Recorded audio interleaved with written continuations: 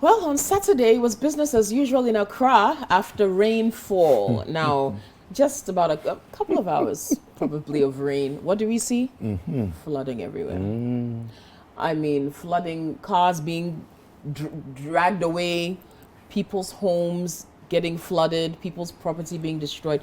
The same old story that we talk about every year when the rainfall starts getting pretty regular. The question is, what can we do about it, if anything at all? Well, let's take a look at what happened at a very popular area in Accra known as Tiptoe Lane, around the Kwame Nkrumah Circle interchange, or Kwame Nkrumah interchange area. Let's take a look at what happened there when it rained on Saturday. The over 3-hour rains on the evening of Saturday, 21st May 2022, left many areas within the capital flooded. This was the situation at the Tiptoe Lane on Saturday evening. However, when City TV visited the Tiptoe Lane at 9:30 a.m. on Sunday, we saw stagnant water and some choked drains. Some traders were spotted sorting out their belongings, which had been destroyed by the floodwaters. Some of them recounted Saturday happenings while expressing their frustrations with the aftermath of the floods.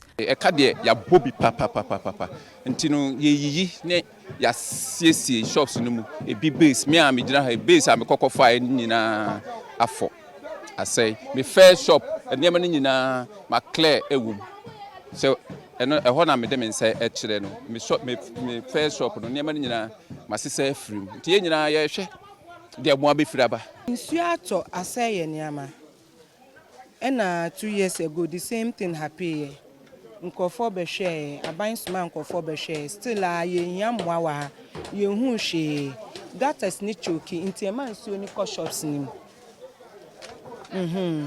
e wose mo omo be hwe no mo ye gatas ni maye e wose omo be hwe no mo ye gatan maye because nsuo ni ba bebrea na eyiri na akọ shops sesi ahwe ye niama nko a say. A concerned resident, Mr. Ajiman, explains to City News what is collectively believed to be the cause of the flooding in the area. It's been something that goes on all the time. And it's like the big gutter that we have here. It gets choked. And in fact, it wasn't like this until the Dubai was constructed. And I think those who constructed the Dubai should have made a bigger gutters that could carry the water away anytime it rains. But since they made the gutter, this is the problems that we have been having. And it's bad. It's bad because if you come to see the wares that are spoiled here, a lot of people have lost a lot of money. So it has even gone into the shops and you don't have any help from anywhere. A community member of the Kokomemle East electoral area, Frank Ejapong, urged the Greater Accra Regional Minister to deploy some of the Operation Clean Your Frontage officials in the area to help fight the menace. Sir, Operation Clean Your Frontage, youth na ya form no. Mesere so obetimo amoma start aduma. Se da be yemu bi na ye no. Ate omo so betima de, omo betima boan.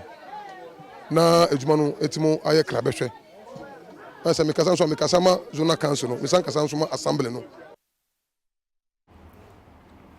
right, so there you have what happened at Tiptoe Lane. Now, when the rains were falling, I was driving from the 37th side heading towards Achimota. Okay.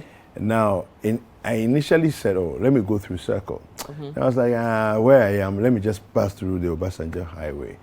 So I think by the time I got to the Accra Girls traffic lights and started to descend down, I noticed that traffic was all the way backed up towards the Pig Farm roundabout, right? So I was like, at this time? And it was like 9:30 in the evening. I was like, why is there traffic here? Slowly. By the time we got down to the Jowlu traffic lights, we realized what it was that was creating this. Now, there was a river on the road, and it was only on the 37 to Achimota side of the road. Okay, on the other side of the road was clear. It's clear, right? But on this side of the road, there was a proper river. It was all the way up to the level of the the median. Okay. Yeah, it was there, right? So what had happened was that the closer you are to the median, the less water you will drive through.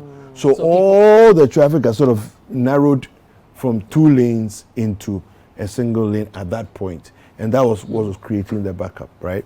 Now, I'm looking at this situation here, and I see a simple problem that has been created. Do you see how the large gutter that was there, do you see the level of the silt? Yes. Okay, that gutter is quite deep, but the silt has come all the way up, which means that there's the volume left to carry water is very, very little. But all these, yes, granted, it's the assembly's duty, right? But you guys who have the shops there, I didn't understand what that last gentleman said about Operation Clean Your Frontage. What did he understand by those people who were selected? Is it a 1,000 member task force or 3,000 member task force? Those people, their job is to make sure that people clean their frontage, not to come and clean your frontage for you. No. So these guys there need to realize that our shops and the gutter that is silted, they are connected. When the rains come, it's coming into this place. So you're better off putting your energies together, okay, form some kind of a community, watch team or whatever, and clear the gutters and make sure that nobody dumps in the gutters. Yeah. To me, it's a no-brainer. I mean, honestly. Look at this. Yeah. The damage that they've incurred because of that flooding. Millions of CDs will go to waste. Yes. Anyway, I mean, there was more flooding in different parts of the city. Weija was there. Yes. Even this morning, coming in the same place in Abeka. The Abeka place, no. As usual. Water is there, right? It did there. It did there. They've not silted the gutter. They've not silted the gutter in the median. They haven't. It's the same issue. And the assembly is there. It's there. Now, the Weija issue is compounded by the fact that the hillside, the greenery has been cleared off. So aside the flooding, they've also got mud to deal with. So theirs is a 2-for-1. Let's check out Weija. On the Kasoa-Weija stretch, and behind me is the hill. I can see a number of buildings on the hill, and this Weija area specifically has been, one of the subjects of discussion anytime it rains. And this morning's own is not an exception, because the same situation happened again where there was some form of mudslide, and that actually eroded into the main road, causing traffic here. It took the intervention of some young men in the area, about 15 of them, trying their possible best with their shovel and spade, trying to take off the debris from the road to make way for vehicles to move. This has actually caused some very heavy vehicular traffic on this particular stretch. If you can see far behind, the traffic stretches for more than a kilometer. That is compelling some other vehicles that are moving towards Accra to go the opposite direction, and that is also one of the things here the drivers are worried about. My worry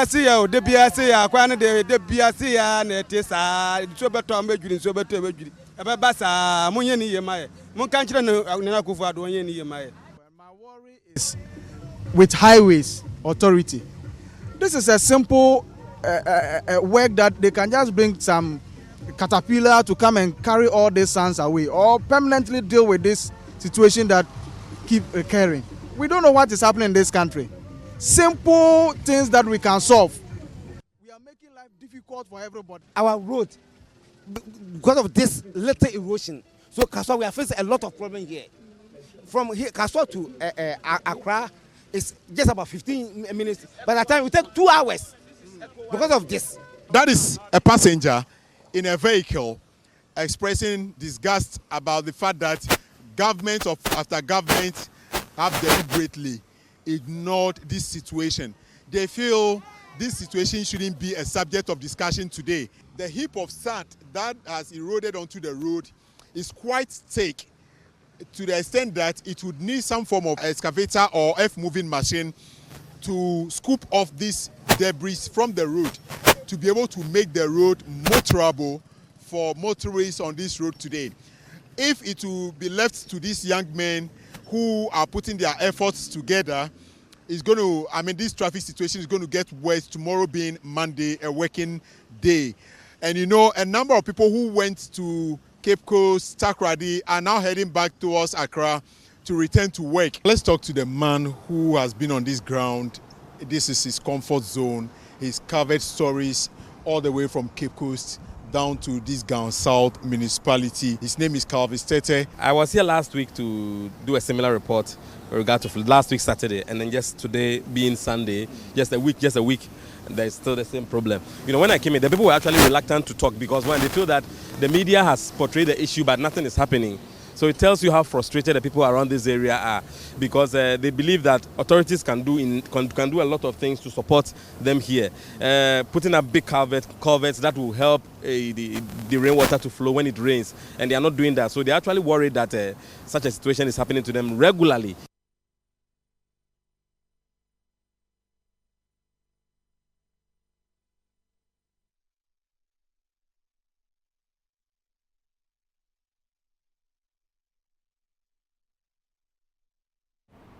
All right, so there you have it.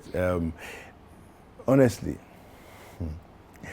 I'm not sure if building bigger gutters per se is the solution, because the small gutter that we have not managed it well. We've allowed silt and dirt to fill up the gutters, and so the water doesn't get anywhere to flow. Now, when you decide to desilt a small gutter, it's quite a job. Now, if it's a big gutter and this is your habit and your behavior to not touch the gutter when it's full of silt and dirt, then the bigger the gutters we build, the more trouble we're going to create for ourselves. Because come the day you have to desilt these gutters, it'll be a nightmare, right? Yeah. But I think that we need to get to it. All assemblies need to get to the ground and start desilting their gutter. It's part of your job. I don't get it. Why we just sit there and not do anything, and then the next rain will come. Yeah. We're talking about the Tesano, Abeka Junction Tesano place. It's the same thing. Like the water is on the road. You know what you're going to see. So and the water on the road is not good for the road. Of course not. Yeah. And look at the mud that we saw, the level of mud that someone was actually stuck in and had to be pulled out of. Yes. Sitting on that road for all that time. Look at that. It's obviously going to damage the road. It will damage the road. I'm not an engineer, but I know that having this kind of material sitting on a road for a long period of time cannot bode well for the continued lifespan of the road. You wouldn't even know that this is a tarred road. Looking at this, this is a tarred road, yeah, a major road, a proper dual carry tarred road. It looks like a rough one because of the mud on there. Anyway, so looks like the minister. Okay, let's talk to Calvis Tete, who is our central regional correspondent. You saw him there with Fred Duho discussing the situation there, but he's going to tell us a bit more. Good morning, Calvis. Yes, hello, Kofi. Hi. I'm sure you're probably tired of talking about this issue because you've covered it for so many times and for so long. But again, we keep having to talk about it because it's a perennial issue. There's still no solution to it, so we've got to keep bringing it to the eyes and ears of the authorities. What's the situation like this morning, though, in that area, the Kasoa-Weija area? Well, the situation here is terrible. Terrible because it will be. I don't know how to describe the situation. The traffic from the Kasoa toll stretch, it's a few meters, and then we'll get to Kasoa town. If you know English, I'm from I'm from the town to Kasoa. So the traffic is just around English, I'm from, which is a small community that you enter into Kasoa. This is as a result of last Saturday's rainfall that brought a lot of mudslides from the Broadcasting Hill area onto the toll stretch. So when you get to the toll stretch, the road is, normally the Accra-bound section has been divided into 3 lanes, per the lines that they use. But it has been limited to just 1 lane. So when you get to the toll stretch, now all the vehicles have to join just one lane and then go. Some other vehicles have also taken the opposite direction, who are also in a hurry to go to work and in Accra taking the opposite direction. And it is bad because, it has created a lot of traffic here. Persons who are going to work in Accra have been left stranded. There are no vehicles here to take them to Accra. So if you ask me, this is the situation at the Kasoa-Weija stretch. Okay. Now, Carbis, how difficult is it to solve this problem as per where you stand in terms of a mudslide has taken place, clear the mudslide, the mud from the roads, deseal the gutters? How complex really can this be? Well, this shouldn't be a complex issue. Yesterday, when we filed that report, I said it clearly. If authorities don't get there on Sunday to clear the mud on the road, it will be difficult on Monday, and indeed, that is what we are witnessing. As of yesterday, the authorities had not cleared the debris from the road, and so that is what has caused the huge traffic on this stretch. I believe they should be proactive in the sense that once the rain falls, and then obviously the mudslide will definitely come on the stretch. There should be a machine there and then to start working, knowing very much that today is Monday and persons will go to work in Accra. So I spoke to some persons and they're actually frustrated. They believe that, the media has done their best, but it's not enough. And I keep on telling them that we as media persons can only advocate, but it's left to the central government to try and then push for something better for the people living around this stretch. It is very bad to see the traffic situation here, to the extent that persons who are going to work in Accra have actually parked their cars. Some are joining Okada, but it's expensive to join Okada to Accra. He will charge you more. Yeah. So you're saying that the traffic right now is almost in Kasoa from the toll booth? It's almost in Kasoa. From the toll booth, it's almost in Kasoa. It's that moving. Is horrendous. It's moving at a snail pace. It's almost in Kasoa as we speak. And you see stranded passengers even looking for vehicles to Accra, and they are not even being looked by these commercial vehicles because already the traffic is not moving. So they don't see the need to continue picking passengers. Most of the vehicles here are empty because they don't see the need. They will spend close to 4 or 5 hours in traffic. And it's bad, David. Wow. Well, thank you very much, Carbis, for the update this morning.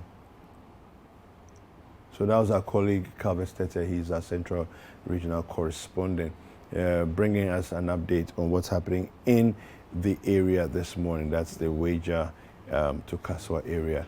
The minister had a presser yesterday. Let's hear what he had to say. In the last 5 years alone, the government has spent 450 million cedis to invest in the expansion of drainage works, which include drain deepening and concrete lining. And it's supposed to increase the drain capacity to be able to carry storm water so that it will channel its flow to the appropriate areas where they are going. That's 450 million alone. But there are other causes of flooding, which I've always mentioned. The first one is the indiscriminate dumping of solid waste in our drainage channel. I've mentioned that already. And the other one, equally important, is the haphazard development of our communities. Whenever you are supposed to build, you have to go and request for a building permit from the district assembly. But most people don't do that. They just build anywhere they like.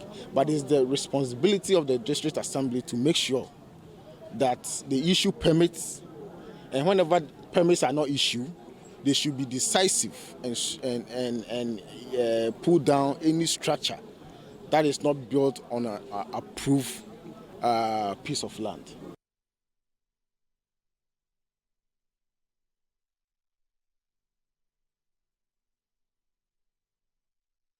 All right, so you heard the minister speaking there. Now we have the president of the Ghana Institute of Planners on the line with us, Mohammed Al-Hassan Damba. Good morning, Mr. Damba. Good morning, sir. How are you doing? I'm doing very well. All right. So what do you make of this weekend's happenings? Of course, we know rains will fall. We can't control that aspect of things. But I do believe very strongly that we can control what happens in the aftermath. Right now, today, loads of areas in Accra are choked with traffic because the streets are filled with silt, mud, and so on. There was a lot of flooding over the weekend. Why are we here right now, and what can we do about it? Thank you very much. The situation of flooding in Accra, it's not going to get better at all. I thought you were going to bring us some hope. No, not at all. Let's not have a false sense of hope because we're not on the path to creating room for hope. Okay. Given what is happening. Let me say that we have flood cycles. Okay. We have floods that occur necessarily every 5 years. We have those that occur every 10 years. Okay. Every 25 years, every 50 years, every 100 years. They repeat themselves. Okay. These are events that are almost uncontrollable because you have a confluence of events like very intense rainfall, happening. So you see those ones happening abroad, like in the UK and other areas that you would think are developed enough not to get flooded. Yeah. So these are we call them the T series. So we have T5, T10. So these are floods that marshal themselves and then just occur in this cycle. But in our case, it does appear that it's become a pretty regular phenomenon, which is not supposed to be the case. We know that in the 60s or so, there were floods that got water stretching from the shoreline to around Alajo. Okay. These are the heavy floods that I've just been explaining. The cyclical now, ones, with our situation now, it's about a number of things we're not doing well. Floods occur when you have runoff, not moving with the speed that they are supposed to move. Okay.